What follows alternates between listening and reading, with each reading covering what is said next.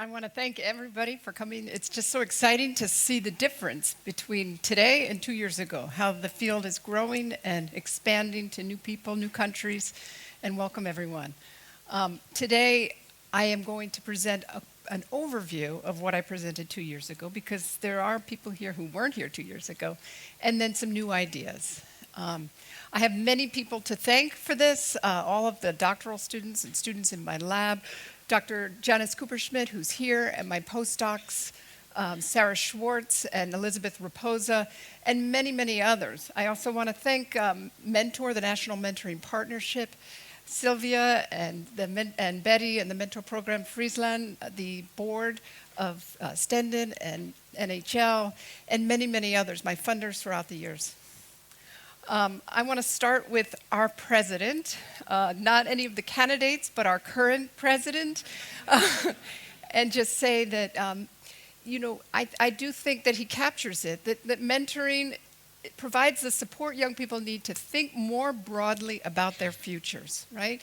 To build on what works, when it works, in those critical life-changing moments. And often that's the transition from high school to college, the transition from university to a job, and that's when mentors matter most. And we heard a wonderful story about mentoring. There's many, many others, and those relationships really do make a difference. But it's not enough to just say it with passion. There has to be some findings underneath it so we can make it even better. Mentoring is very much in the limelight in the United States, but to a growing extent here in Europe and across the world. I get requests from all over the world now to give talks, to share research, and so on. We even had a U.S. stamp that encouraged mentoring.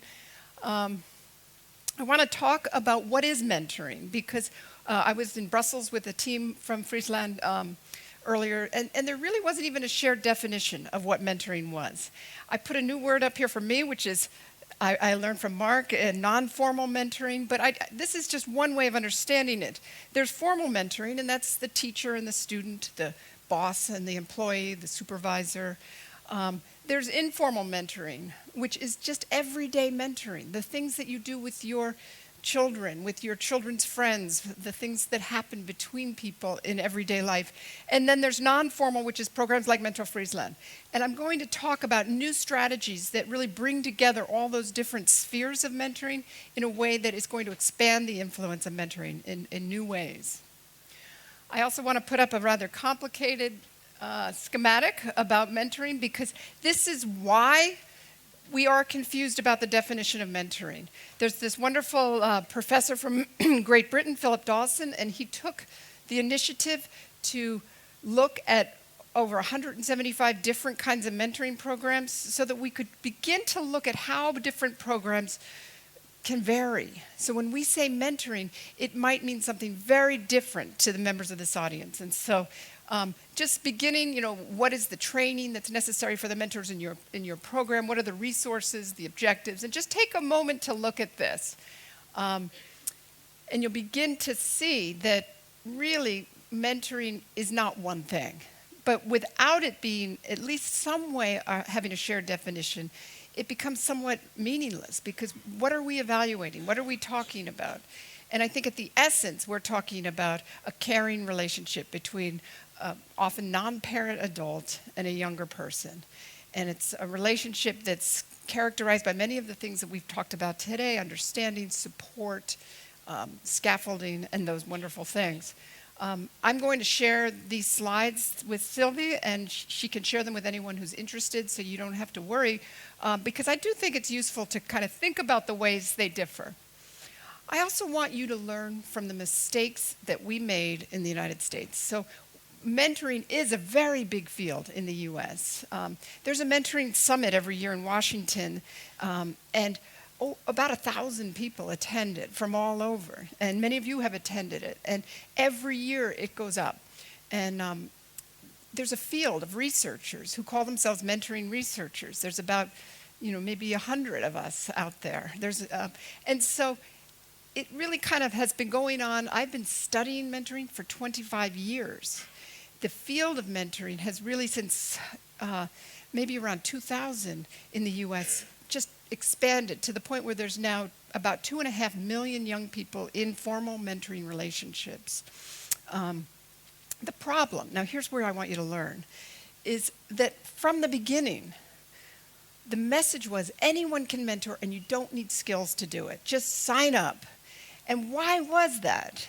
The reason that we made the bar so low is because the funders and the programs were measuring themselves not on the quality and outcomes, but on the number of new matches that were being made.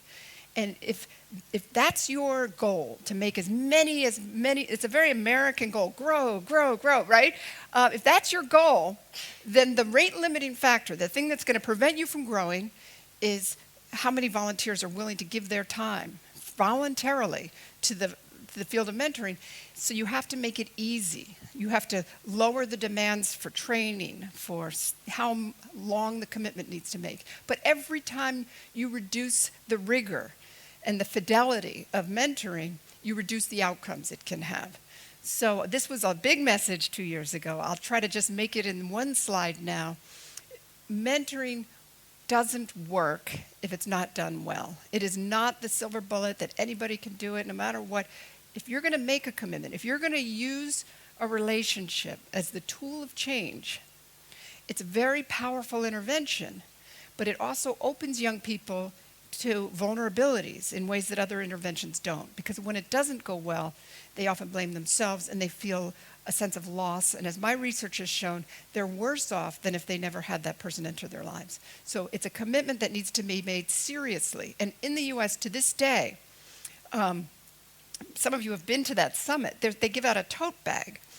Do you remember what the tote bag says? Mentoring works, okay? And I would like to change that to mentoring sometimes works, okay? It wouldn't be as catchy, though, I understand. Or maybe like an asterisk and then fine print under these conditions. And so what I want to share with you today are the conditions under which mentoring works. Because when research is stuck on trying to get funding and trying to publish their results in peer-reviewed journal articles and trying to catch up with the field of practice, practice just goes way ahead of best practice. Okay, people are just doing new things. I get phone calls often from people from Wall Street who say, I have an idea and I want it to go to 5,000 schools, next week. And I often say, wait, let's start with one, rigorously evaluate it, and then 2 and 3, and let's make sure it works, okay? But that's not the American way. And I do believe, the reason I love coming to Europe is I believe that Europeans do put quality and fidelity and not so much just growth and expansiveness as the priority. So let's talk about the data. I want to point out that I have been studying this for 2 decades or more. My students have, my colleagues have. There are hundreds of studies. I've published over 100 studies. It's very hard for me to condense that into even just, a few minutes. Also, I want to add some new things to the talk this year. So I will go relatively quickly over what works, but I want you to understand that for every bullet point I put out here, there is at least one peer-reviewed study that has been through rigorous evaluation to support it, okay? But it's not going to be one of those talks where I actually show the alphas and the correlation coefficients and all of that, because it would be really boring and we would never get through it. But I do want to talk about when we say how effective is youth mentoring, what we're talking about. There's something called meta-analysis, which is a very useful tool in any field, but it's basically taking all the evaluations that are available and looking at basically the difference between the control group or the comparison group and the treatment group, and looking at the effect size. The effect size is the magnitude of impact. There's no easy conventions for determining what is a good effect size, but this is pretty close, okay? So keep those numbers in mind. 0.20 is considered a small effect by Cohen and Cohen, who have written a lot about meta-analysis. And 0.50 is a medium effect. Just as a benchmark, child psychotherapy that's done well gets an effect size of 0.5 to 0.8 if it's done with rigor and follows best practice. And then you get into this very large effects. Okay, so keeping those in mind, recently someone did something I wish I had done, which is compiled all the meta-analyses of all different kinds of youth interventions and what are the effect size. So the effect size is that third column, and the first column you'll see mentoring, service learning, outdoor adventure, social emotional learning, okay? And you can see that the effect size for youth interventions are relatively small, with a few exceptions. And in mentoring, which I've highlighted in red, the effect sizes have been stubbornly modest. I want to point out that I'm currently conducting, along with Dr. Janice Cooper-Schmidt, my doctoral students and others, what I consider to be the most rigorous meta-analysis conducted in youth mentoring. And the reason I say it's rigorous is because we had a very strict criteria for what we meant by mentoring, and we looked at very specific outcomes, internalization, externalization, all sorts of things like that, not just broad categories.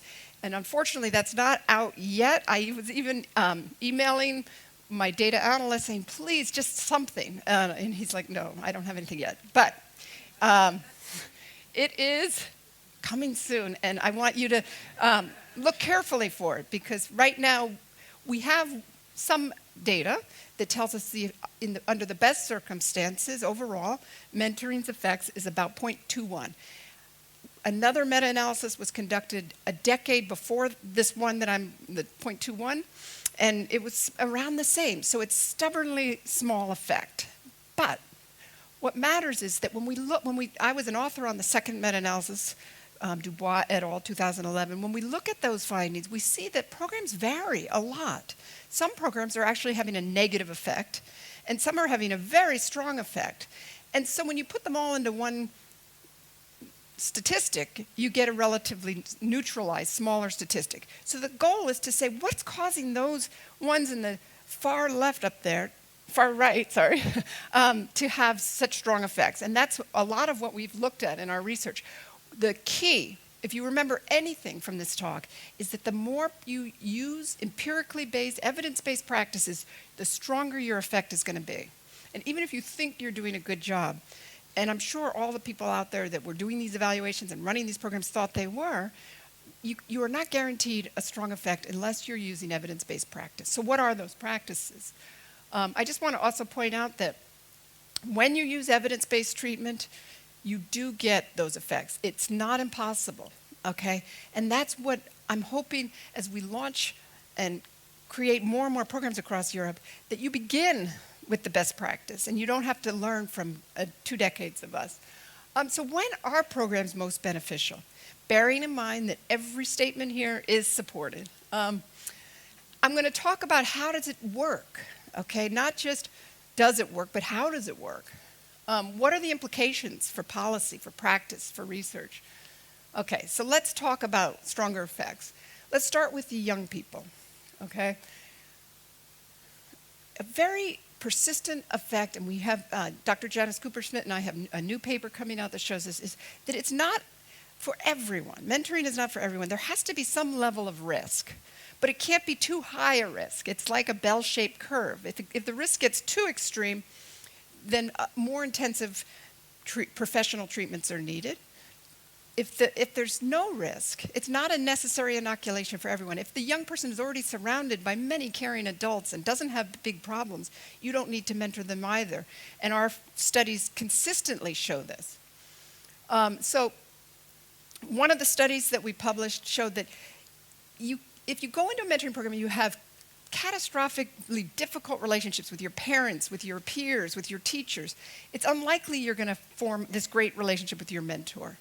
And so you have to have some level of social competence, some ability to form a tie. Before that, you might need something like psychotherapy or something else. So you have to have the capacity to form a tie. Stronger effects for mentors, okay? If we're picking which mentors are likely to have the strongest effect size, they have to play an active advocacy role, okay? What that means is you can't just, and we've looked at this empirically many different ways, you can't just say, whatever, let's just be friends. The mentors who do the best are like those kind of nudging parents of middle-class youngsters who just are like, let's figure out what you're going to do this summer, let's get this job, let's do this, but doesn't have too strong an agenda. You have to take the lead from the young person. You can't go in hoping to fix that person, having your strong goals and just overlaying those onto whatever child you or a young adult you're assigned to. You have to take the lead, and once you figure out what they want, you have to be a champion of their goals. You have to help them invent that future. You have to be sensitive to, we do find that older mentors tend to do better. Young people don't really like to have older mentors, at least in the US. I remember I took a year off from being a professor and worked in a Big Brothers Big Sisters organization in Boston. And my job, because I really wanted to understand mentoring, was to help assign young people and support those matches. And I was talking to a young person, I'm like, well, what kind of match would you like to have? And they said, well, nobody over 30, nobody. And I said, well, there's a lot of really caring adults out there. And they said, okay, no gray hair. That's where they drew the line. And so, but I can tell you that the gray hair and the wisdom that comes with that and the time and the maturity are the mentees' friends, because that's really where you see that happening. Higher sense of self-efficacy. Now, that's a really important thing. Persistently, we are finding that if you go into the relationship with a sense that you can do this, you get better outcomes. And we have some training we've done where we do intensive training of mentors compared to ones that are not as intensive, and we find that training is what leads to self-efficacy. So, but I want you to think about training not just pre-match, but ongoing training and support. You don't know what's going to come up, so you have to constantly be there to support the mentor. Self-efficacy is key. Hold positive attitudes toward youth. Now that seems strange. Why would you be mentoring if you don't have positive attitudes toward youth? But we actually have a study where we looked at not attitudes about the young person you're working with, but about young people in general. And what we have found is that if you go into the relationship with biases, thinking that young people are not hard workers or that young people are this or that, no matter what, you don't do as well, particularly with high-risk young people. So it's useful to kind of get a sense of what the attitudes are of the mentors as they go into this endeavor. And then let's talk about relationships. Okay, so we've talked about young people. They have to have sort of a moderate amount of risk. They have to have the competence. The volunteers have to take an active role, but take the lead from the young person and have positive attitudes about young people. What about relationships? This is, again, this idea that you have to be flexible yet structured. What's so interesting is that this data that we keep getting about mentoring relationships maps onto parenting. Okay, there's, from way back, anyone who's studied developmental psychology, there's different kinds of parenting. There's the permissive, kind of lenient parent, the authoritarian parent, and then in the middle, it's not too hot, not too cold, is the authoritative parent, the parent who's actively supportive, but also has high expectations. It turns out mentors who hold those same practices do the best, okay? And you have to focus on the young person's interest. And this is always so hard. And you talked about the importance of listening. You have to know who you're dealing with, and you can't be just putting your mold on top of someone else. Consistency. We talk about the importance of a long-lasting relationship, but the consistent relationship is just as important. You have to show up every week, whenever you say you will, because young people have been disappointed too many times, and you have to be there. So it's not just length, it's the consistency, the setting the agenda together, the closeness, okay? As I put that correlation, sorry, I promise no correlations, but what's interesting is we looked at mentors' perceptions of relationships and mentees' perceptions, and the correlation was 0.23. It wasn't a perfect correlation. So you have to understand both the mentors and the moving on, you have to pay attention to the quality. And just saying quality is not enough.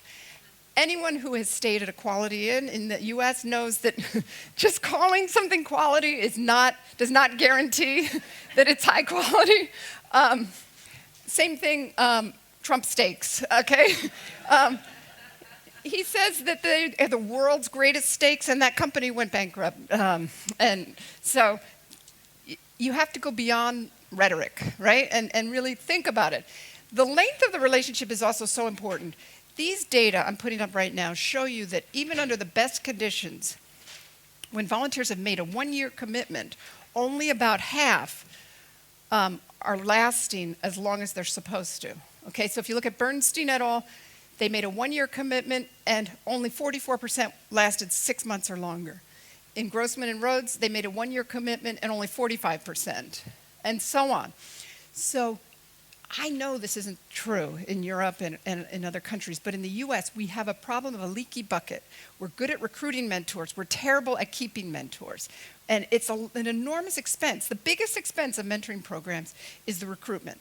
And yet programs do not do enough to screen out ones that don't look like they're going to work, to maintain those relationships. To this day, they only about half make it to the finish line. Okay, that's not good enough. And that's why we're getting these persistently low impacts. Stronger effects when programs, let's look at programs now, are characterized by lots of support and training.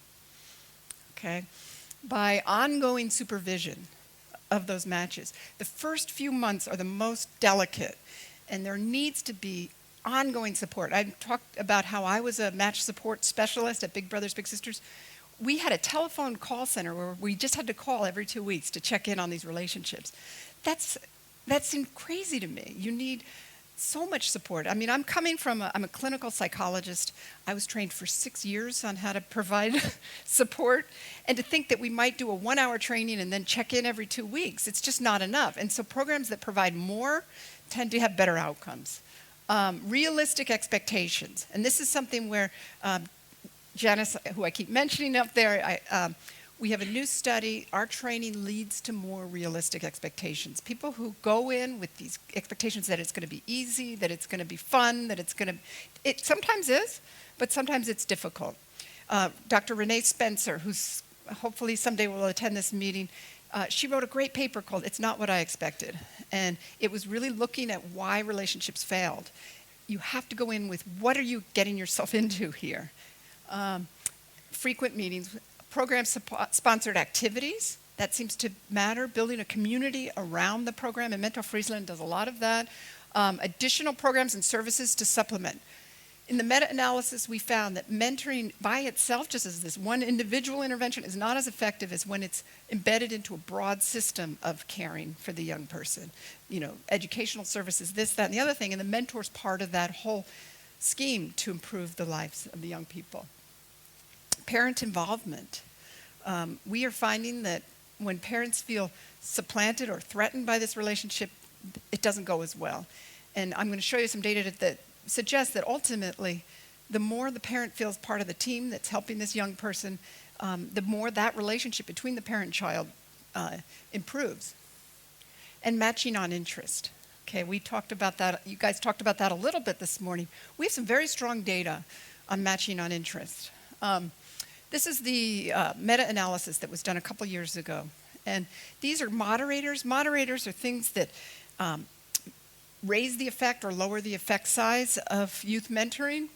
And you can see what the effect size is for these various moderators. These were all significant. But look at the bottom one, matching on shared interest. It doubles the effect size. Okay? There has to be some basis. Yes? Oh, well, we've been over that, but it's, you mean the outcomes. Okay, the outcomes, I'm sorry. There's 3 outcomes that we typically look at in mentoring. Educational outcomes, occupational, jobs, job training, and what are sometimes called psychosocial outcomes, like better relationships, higher sense of self-esteem, and those things. So across all of those different effects, we find that if you match on shared interest, you get a stronger effect. Thank you for asking about that. And this is really an interesting thing to think about.